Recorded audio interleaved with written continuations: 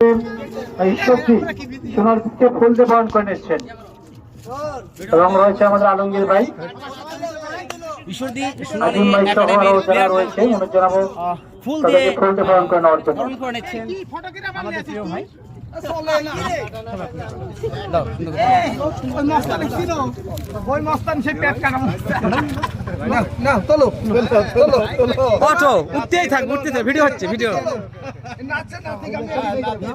এই সুন্দর পরিবেশ আপনি অন্য কোথাও কোনোভাবে বিনোদন দিতে পারবেন না, যা যা স্বপ্নের মতো, সবসময় ভালো লাগে।